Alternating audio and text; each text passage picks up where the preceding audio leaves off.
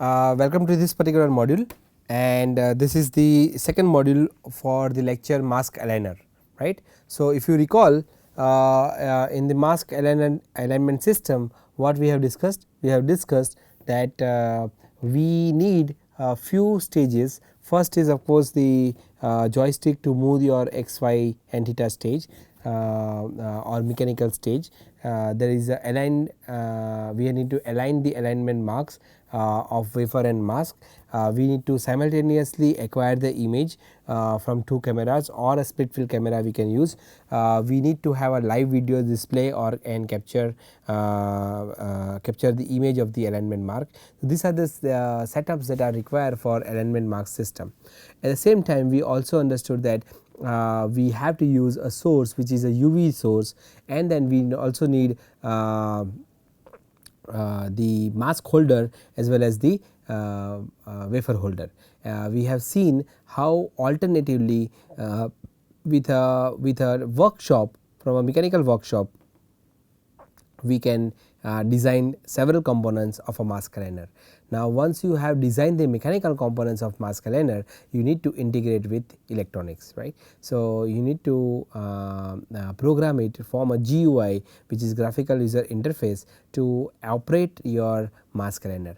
Now, the system that we are designing here is a one mask process, but we are planning to integrate, and we can do multiple mask as well, but we cannot do front to back alignment. So, what exactly front to back alignment is, that if I want to etch a cantilever, right, or you want to etch a diaphragm, my top surface, let us say, let me give an example so that it is easy. So, if you see this hard drive, right, this is Lenovo, correct, this is something written here. Now, I want to etch diaphragm on exactly back side of this surface or this pattern, right. How I know, when I see the back side and I perform lithography, how I know that it is aligning with the front side. So, if this is the front side, pattern side, and this is the back side, how can I perform front to back lithography, right. So, this is what we have seen in the videos when we were looking at the lithography system, front to back alignment using MJB4. So, the mask aligner that we are right now discussing is only front aligner, it cannot do front to back alignment, but with front alignment also we can do we can fabricate lot of devices, alright.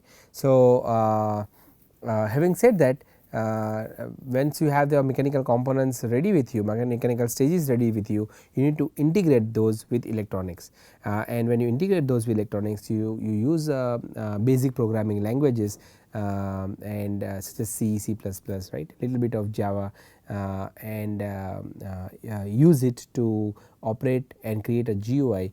Then it will look something like what I am showing it to you now. If you see the slide, this is what it should look like, right. Of course, depends on the user, depends on you how you want to create your control alignment interface, but if you see here, our right and left camera can see simultaneously. So, how this camera comes into picture? If you see this one, right, these are the camera and lens holder, right, that we were talking about. So, left and right, both camera can simultaneously view the mask, right, at the same time. That is what we are looking at. This is a left camera, this is a right camera, right, and we can simultaneously look at both the cameras.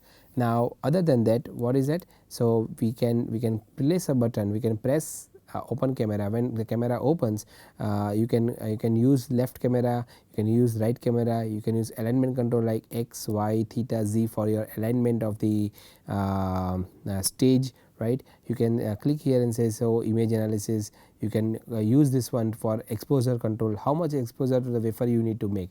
You need to understand how much UV you are UV light, with how much power you are exposing your substrate. So, exposure control, you can set the time, how much time you want to expose your substrate.